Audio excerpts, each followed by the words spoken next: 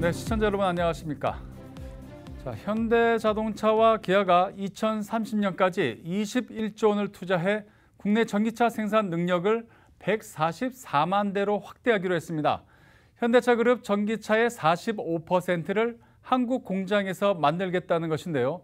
윤석열 정부 출범 후 나온 첫 번째 대규모 투자 발표, 그러한 사례입니다. 김홍모 기자가 보도합니다.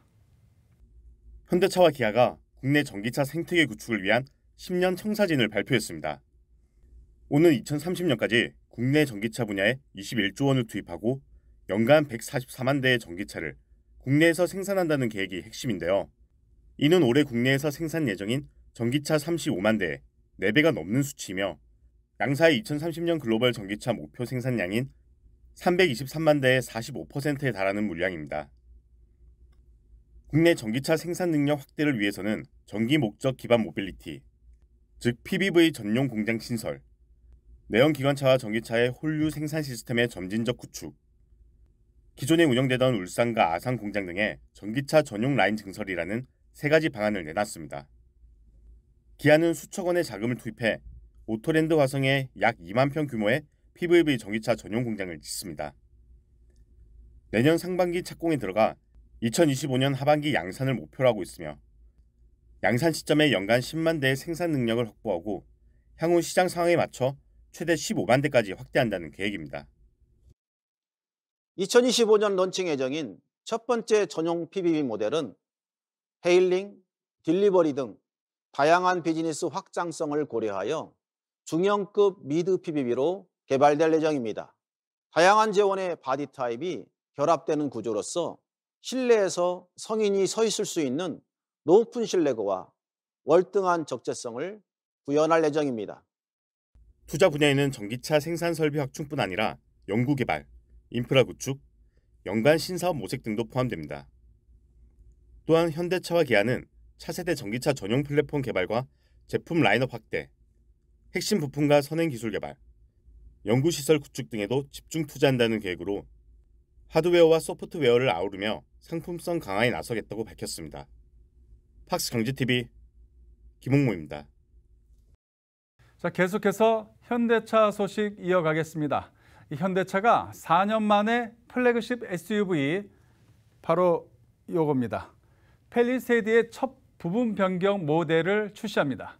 2018년 첫 선을 보인 이후 매년 국내에서 5만 대 이상 판매고를 달성하며 이 현대차의 대표 모델로 자리 잡았는데요.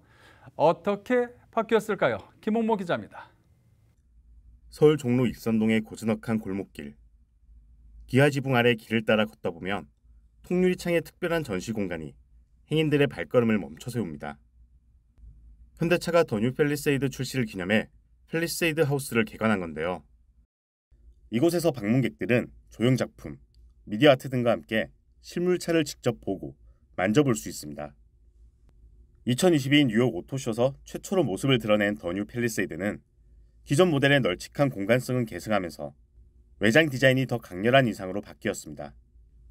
기존 모델 대비 가장 큰 변화점을 꼽는다면 전방 그릴 디자인으로 철갑을 두른 듯 묵직하고 단단한 외형의 사각형 프레임으로 채워져 있습니다. 또한 고객들에게 선호도가 높은 스마트 크루즈 컨트롤 및 2열 도어 글라스 이중접합 차음 유리 등의 편의 사양을 전 트림에 기본 적용해 상품성을 대폭 강화했습니다. 더 뉴 팰리세이드의 가장 큰 개선 방향은 프리미엄이라고 말씀드릴 수 있습니다. 현대자동차의 플래그십 SUV인 만큼 사양면에서도 당사 최고 수준의 편의 안전 사양이 탑재되어 고객들의 다양한 라이프를 지원할 수 있도록 개선되었습니다. 내부를 살펴보면 센터 스크린이 12.3인치로 기존보다 약 3인치가 더 커졌습니다. 또 흡음재의 두께를 두텁게 해 정숙성을 확보했으며 충격 흡수 장치 개선으로 고속주행 시 진동을 최소했습니다. 더 뉴 팰리세이드는 옵션 기본화를 통해 상품성을 강화했지만 이에 따라 가격도 약 200만 원에서 400만 원가량 인상됐습니다. 한편 팰리세이드 하우스 특별 전시 공간은 다음 달 6일까지 운영됩니다. 팍스경제TV 김홍무입니다. 자, 인공지능, 즉 AI 서비스가 빠르게 진화하고 있습니다. 전에는 이용자의 질문에 단순하게 이렇게 대답하는 수준이었다면 이제는 친구처럼 대화할 정도로 이 기술적 완성도가 높아졌습니다.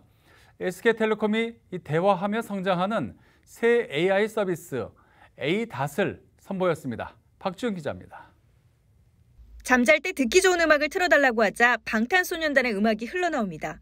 생일 파티가 가능한 대관 극장을 묻자 극장도 추천해줍니다. SK텔레콤이 ADAS라는 AI 에이전트 서비스 베타 버전을 공개했습니다. 고객의 시간을 아껴주고 아껴진 시간을 좀 더 알차게 채울 수 있는 그러한 서비스를 만들고자 하였습니다.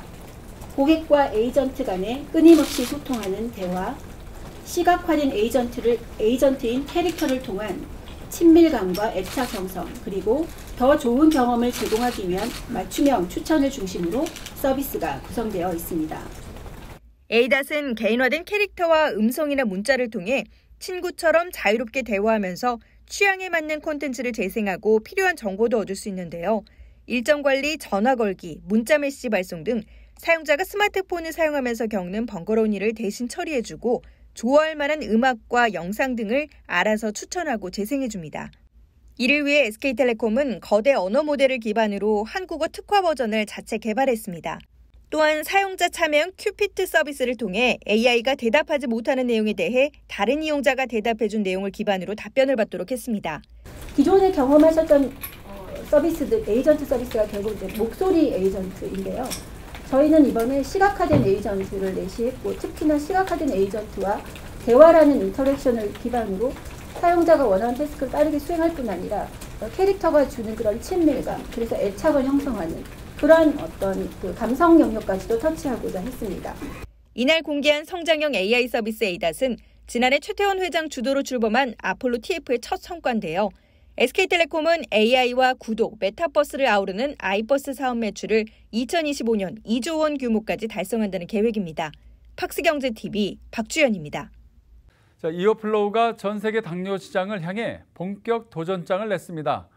6월 2호 패치의 유럽 런칭을 시작으로 인도네시아와 중동 등 글로벌 시장을 공략하겠다고 밝혔습니다. 김효선 기자입니다. 웨어러블 약물 전달 솔루션 전문 기업 이어플로우가 본격적인 글로벌 시장 공략으로 올해 100억 매출을 자신했습니다. 특히 회사는 2019년 독점 판매 계약을 맺었던 유럽 메나리니가 오는 6월 공식적인 런칭을 앞두고 있어 이를 통한 큰 폭의 매출 증가가 기대된다고 설명했습니다. 현재 메나리니를 통해서 이미 등록이 완료된 국가가 이태리, 스페인, 스웨덴, 벨기에, 영국 이렇게 5군데가 있고요. 올해 유럽에서 기대하고 있는 매출은 약 44억 원 정도가 되겠습니다. 회사는 세계에서 가장 큰 미국 당뇨 시장이 인슐린 펌프에서 인공췌장으로 빠르게 패러다임이 변화하고 있는 만큼 이에 맞춘 전략으로 제품 라인업을 확대한다는 계획입니다. 또한 올 하반기 3ml 이오 패치에 대한 FDA 품목 허가 신청 및 이오 패치 S 분리형 웨이러블 인공췌장에 대한 국내 품목 허가를 신청할 예정이라고 밝혔습니다. 특히 올해 100억 매출을 달성하고 수익성을 개선하겠다는 입장인데요. 앞으로도 판매 매출은 빠른 속도로 증가할 거라고 생각하고 있습니다. 그래서 올해 그 매출 목표는 100억을 목표로 하고 있고요. 회사는 연이은 수출 계약 체결에 따른 수요를 맞추고 가격 경쟁력을 위해 설비 투자를 적극적으로 진행 중에 있다며 현재 연 100만 개 정도에서 향후 연 400만 개 생산이 가능할 수 있도록 하겠다고 밝혔습니다. 팍스경제TV 김효선입니다. 외국인이 은행에 가지 않고 국내 은행 계좌를 만들기는 쉽지 않습니다. 하지만 이러한 불편함이 이제 없어졌습니다. 토스뱅크가 인터넷 전문은행 최초로 외국인 뱅킹 서비스를 선보였습니다. 김미연 기자입니다. 토스뱅크가 국내 외국인 고객을 대상으로 비대면 계좌 개설 서비스를 시작했습니다. 그동안 외국인은 국내 은행에서 첫 계좌를 만들기 위해선 영업점을 방문해야 했는데 이런 불편함을 없앤 것입니다. 국내에선 하나은행에 이어 두 번째, 인터넷 전문 은행으론 처음입니다. 특히 행정안전부 공공 마이데이터를 활용해 신원 확인 절차의 편의성을 높인 점이 특징입니다. 은행에 가서 이제 계좌를 개설을 할 때는 신분증 외에 재직증명서라든지 명함이라든지 뭐 이런 것들을 다 서류를 따로 떼갖고 갔어야 되는데 토스뱅크에서는 이런 거를 곧바로 그 행안부 공공 마이데이터나 이런 서비스를 통해서 할 수 있었기 때문에 이들을 대상으로 해외 송금 서비스 출시도 계획하고 있는 토스뱅크는 현재 200만 명에 달하는 국내 외국인 신규 고객을 늘리는 효과를 기대하고 있습니다. 다만 신용도 평가나 연체 우려 등으로 신용 대출이나 펀드 같은 다른 영업 활동으로의 확대는 어려운 상황. 일각에선 확보한 외국인 데이터를 토대로 앞으로 해외 신규 시장 공략에 나설 수 있다는 관측도 나옵니다. 토스도 그렇고 카카오뱅크도 그렇고 K뱅크도 그렇고 가장 중요한 건 사실은 그 이익이 아니라 DB거든요. 그들이 어떤 생각을 하고 뭘 원하는지를 파악하는 건데 DB로서의 가치를 생각하면 나중에 이제 특정 국가에 진출할 때 그들의 어떤 소비 패턴이라든지 금융 패턴을 한번 파악할 수 있는 그런 가능성. 출범 이후 줄곧 차별화된 상품들을 내놓으며 다양한 시도를 이어오고 있는 토스뱅크. 토스뱅크의 행보에 관심이 집중됩니다. 팍스경제TV 김미연입니다. 올해 초 포스코 강판에서 사명을 바꾼 포스코 스틸리온이 강판 시장의 친환경화를 적극 추진하고 있습니다. 중금속과 발암물질을 줄이는 것은 물론 코로나19와 같은 바이러스에도 저항성을 갖는 강판 개발도 한창입니다. 배석원 기자의 보도입니다. 포스코 스틸리온의 제품을 적용한 한 카페입니다. 외부와 내부의 마감재가 다 목재처럼 보이지만 철강 제품인 컬러 강판을 사용한 겁니다. 강판에 목무늬와 석재 도료를 입혀 실제 나무 등의 사용을 줄일 수 있는 ESG 노력 중 산물입니다. 강판 자체를 친환경 강판으로 만들기도 합니다. 포스코 스틸리온이 지난달 공개한 우레탄 프린트 강판입니다. 기존 프린트 강판에 사용하는 폴리에스테르 수지 대신 우레탄 수지를 사용해 1군 발암물질 배출을 크게 줄였습니다. 기존 컬러 강판 대비 사용되는 폴리에스테르 수지 대신에 우레탄 수지를 적용해서 유해물질인 포름알데히드 방출량을 99% 이상 획기적으로 줄인 제품입니다. 포스코 스틸리온은 이 외에도 세균의 저항성을 갖는 항균 강판, 불에 잘 타지 않는 불연 강판 등 다양한 친환경 강판을 생산, 판매하고 있습니다. 환경의식이 커지면서 친환경 강판의 판매량은 꾸준히 늘어나고 있습니다. 2020년엔 4만 6천 톤이 판매됐고 올해는 7만 톤을 넘길 것으로 전망됩니다. 아직은 전체 철강 제품 가운데 비중이 10% 미만이지만 고객사의 문의는 계속 증가하고 있습니다. 이런 친환경 제품을 고객에서 요구를 하고 그런 제품들을 다양한 제품들을 개발해서 출시를 하게 되면 판매가 잘 이루어지기 때문에 그쪽으로 자꾸 개발하고 진행을 하는 것 같습니다.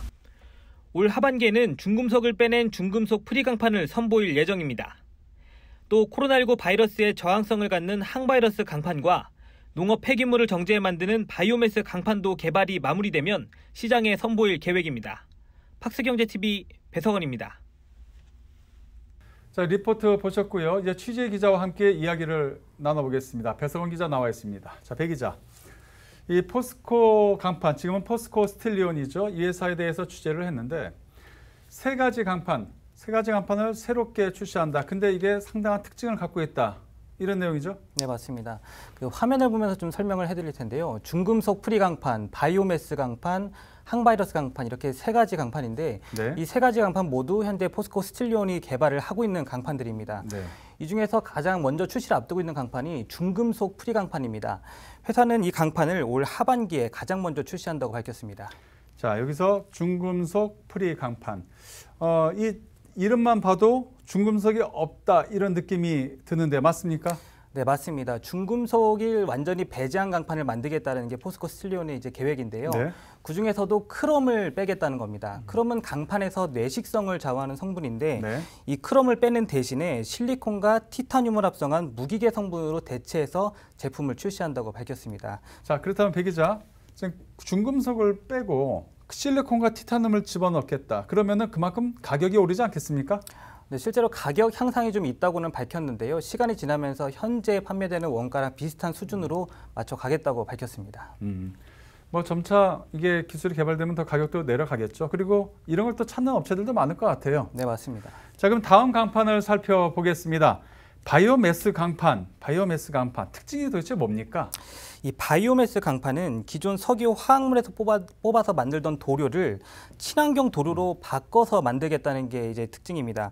기존에는 이제 도료를 원유를 통해서 만들었는데요. 이 도료를 이제 원유가 아니라 사탕수수나 옥수수 같은 농산물 폐기물을 통해서 만들겠다는 게 이 강판의 가장 큰 특징입니다.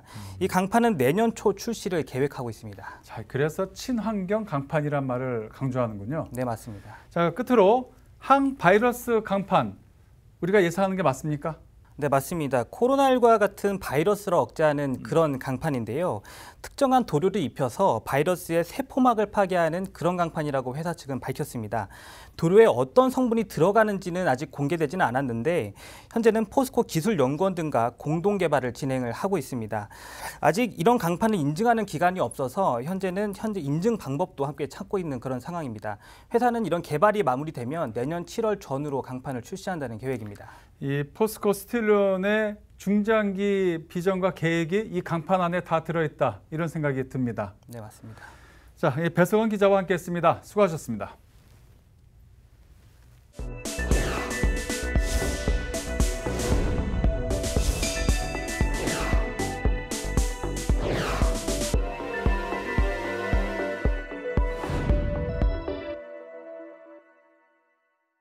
자, 비즈 초대석 오늘은 ST큐브입니다. 자, ST큐브가 면역 관문 억제제인 BTN1A1으로 고용암 대상 임상에 본격 착수했습니다. 김효선 기자가 취재했습니다. 저희가 지금 임상 1상에 들어가 있잖아요. 빅팜들이 굉장히 관심을 많이 가지고 있습니다. ST큐브의 면역 관문 억제제 혁신 신약 HSTC810. PDL1의 발현이 낮은 난치성 질환인 고형암에서 높은 발현율을 보여 PDL1과의 시너지가 기대되고 있는데요. 박 부사장은 블록버스터급 약물 성장의 가능성도 내다보고 있습니다. 어떤 물질인지 지금 소개합니다. HSTC810이라는 저희가 명하고 있는 이 약은 항체의약품이고요. 면역 기능을 조절하는 인자, 이뮨 체크포인트라고 얘기를 하죠. 그 면역 기능을 조절하는 인자로서 저희가 BTN1A1이라는 것을 타겟하는 약물이다 이렇게 이해하시면 될 것 같습니다. BTN1A1은 우리 부트로플린이라는 우리 몸 안에 있는 단백질인데요. 부트로플린 계열의 서브 패밀리로서 BTN1A1이라는 타겟이 몸 안에도 존재를 하고 있는데, 근데 이게 이 BTN1A1이라는 타겟이 실제로 종양 미세 환경에서 암 조직에서 어떤 그 이뮨 체크포인트로서의 역할을 하고 있느냐를 저희가 이제 처음 밝혀낸 겁니다. 실제로 일반적인 환자를 대조군으로 보는 게 아니고 전부 다 말기 암 환자, 특히 저희가 주목하고 있는 거는 기존의 고형암 환자들 중에 많은 치료를 해서 치료 효과가 없는 환자들, 그런 환자들을 대상으로 해서 지금 임상을 진행하고 있기 때문에 일상에서도 그런 환자들에게 좋은 예후가 나타나지 않을까 그런 기대를 하고 있고, 그리고 이제 저희가 임상에 진입을 함과 동시에 바이오텍이 좀 블록버스터급 약으로 이렇게 성장을 하기 위해서는 사실 큰 글로벌 빅팜들하고의 협력 관계가 굉장히 중요합니다. 그래서 이제 글로벌 빅팜들하고 지금 협력을 하기 위해서 다양한 전략적 시도를 이렇게 진행하고 있다, 이렇게 이해하시면 될 것 같습니다. 실제로 저희 파트너링 미팅을 통해서 한 10여 군데의 빅팜들하고 지금 이미 미팅이 예약되어 있고, 그래서 아마 저희가 지금 계획하고 목표하고 있는 것들은 임상 1상 진행하면서 글로벌 빅팜들하고 전략적인 관계를 가져가야겠다 이렇게 계획하고 있습니다. BTN1A1이라는 이뮨 체크포인트가 굉장히 종양 미세 환경 내에서의 발현 양상을 봤을 때 기존의 PDL1 발현보다도 굉장히 높게 나타나고, 또는 같이 이렇게 발현되더라도 상호 배타적으로 발현되는 효과를 확인을 했거든요. 그렇다고 하면 기존에 치료하지 못하는 옵션에 있었던 많은 고형암들에게서 좋은 효과를 낸다라고 하면 지금 현재 시장의 어나더 백본으로서 큰 가치를 가질 수 있는 그런 타겟이 될 수 있지 않을까 이렇게 기대하고 있습니다. 궁극적으로는 저희가 바이오텍으로서 글로벌 바이오텍으로 성장하는 게 목표고, 오픈 이노베이션 전략을 저희가 좀 채택을 해서 글로벌 바이오텍으로 성장을 하는 것을 궁극적으로 목표로 하고 있습니다.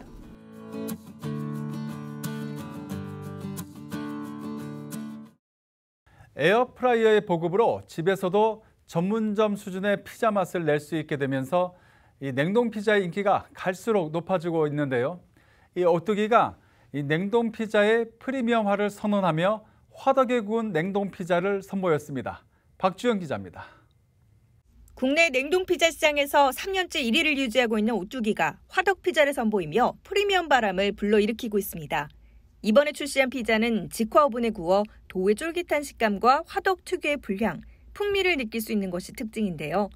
오뚜기는 그동안 기존의 미국식 피자 위주의 제품들이 시장 규모를 키우는 데 한계가 있다고 판단했고 화덕 없이도 화덕 피자의 맛을 구현하는 기술과 대량 생산 설비 구축에 힘을 들여왔습니다. 소비자 니즈를 충족시킬 만한 새로운 유형의 제품이 필요하다고 느낀 겁니다. 기존의 경쟁의 현재 상황을 저희는 계속 이제 토핑으로만 해서 뭐 CJ나 풀무원이나 경쟁사들과 하는 것을 벗어나서 저희가 새로운 시장을 만들어서 거기 시장을 피자 시장을 리딩한다. 결국 수요를 창출해서 이 시장 규모를 계속 키워나간다는 게 그 어떤 시장의 리더로서 해야 되는 역할이기 때문에. 냉동피자 시장에서 50% 점유율을 차지하는 오뚜기는 2016년 냉동피자 4종을 선보인 이후 떠먹는 컵피자, 사각피자, 우노피자, 크러스트피자 등으로 라인업을 확대한 바 있습니다. 올해는 기술력을 앞세운 프리미엄 제품으로 시장 점유율을 더 끌어올린다는 방침입니다. 냉동피자 시장의 선도업체로서 지속적으로 소비자들에게 가치를 제공하고 수요를 창출할 수 있는 차별화된 피자를 지속적으로 출시해 나갈 예정입니다. 가성비를 강조한 기존 제품과 화덕 피자를 선두로 한 프리미엄 제품을 동시에 내세운 투트랙 전략으로 시장 공략에 나선 오뚜기. CJ제일제당과 풀무원이 끊임없이 1위 자리를 위협하는 가운데 냉동피자 시장에서 진정한 강자의 면모를 보여줄 수 있을지 주목됩니다. 팍스경제TV 박주연입니다. 카드사들의 자동차 금융 경쟁이 더욱 치열해지고 있습니다. 이 새로운 수익원을 찾기 위해 자동차 할부 금융 시장으로 눈을 돌리고 있는데요. 우리카드는 어떨까요? 김미영 기자입니다. 우리카드가 자동차 할부 금융 사업을 적극 키우며 주목받고 있습니다. 지난해 초 오토 신사업팀을 신설하는 등 조직을 개편했고 자동차 금융 전문 영업 지점을 2020년 15개에서 지난해 20개로 늘렸습니다. 온라인 채널도 강화했습니다. 지난해 말 그룹 계열사 통합 자동차 플랫폼을 출시했으며 메타버스를 활용해 자동차 금융 상담을 제공하고 있습니다.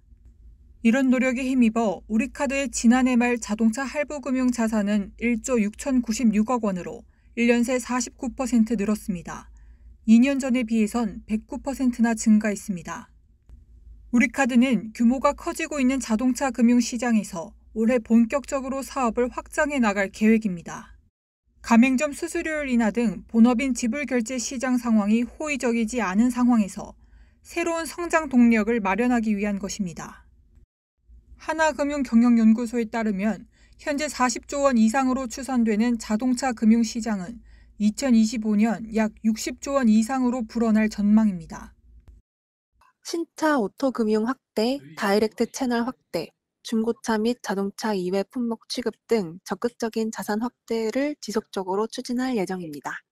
다만 기존 자동차 금융 시장을 70% 이상 점유하던 캐피탈사뿐 아니라 은행과 핀테크까지 경쟁에 속속 뛰어드는 상황. 전문가들은 경쟁력을 높이기 위해선 디지털 채널에서 우위를 점하는 게 중요하다고 조언합니다. 이제 금융에 대한 것들은 접근도가 빨라야 돼요. 편해야 되거든요. 휴대폰, 커넥티드죠. 이런 연동성을 얼마큼 확대시키냐, 또 한두 번으로 들어갈 수 있게끔 만든다든지 문턱 낮추기가 굉장히 중요한 부분들이 많기 때문에 경쟁이 점점 더 치열해지는 시장에서 우리카드가 소비자들의 마음을 잡고 성장세를 이어갈 수 있을지 관심이 쏠립니다. 팍스경제TV 김미연입니다. 추경호 경제부총리가 취임 후 첫 경제단체 방문으로 중소기업 중앙회를 찾았습니다. 이 자리에서는 새 정부의 중소기업 정책 방향과 중소기업계 건의 사항이 논의됐습니다. 현장 모습 영상으로 만나보시죠.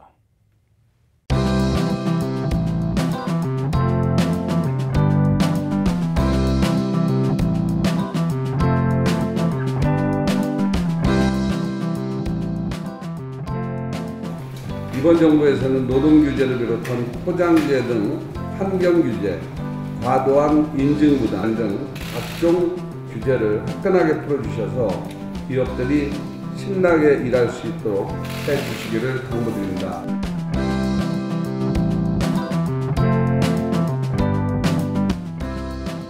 저희들이 앞으로 해야 될 과제들이 굉장히 많습니다. 중소기업 현장의 어려움을 해결하고 글로벌 경쟁 속에서 대한민국 경제에 튼튼한 버팀목이 있어야 된다 하는 생각에서 현장의 애로를 적극적으로 해소하도록 하겠습니다.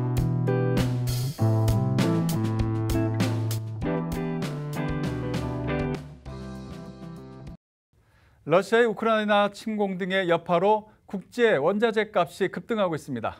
이에 중소업계에서는 지속적으로 납품 단가 연동제의 필요성을 제기하고 있는데요. 중소기업 중앙회가 국민의힘 정책위원회와 함께 합리적인 납품 단가 연동제 도입 방안에 대해서 논의했습니다. 영상 뉴스입니다.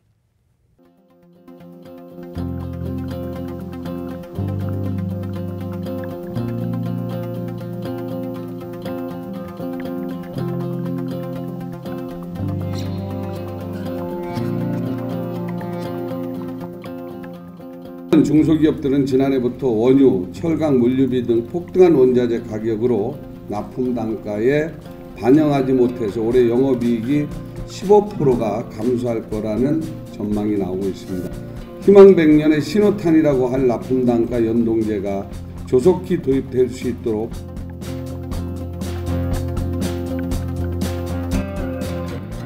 우리 중소기업이 겪고 있는 납품 단가에 대한 연동제는 굉장히 의미가 있고 균형을 잡아주는 역할이라고 생각을 합니다.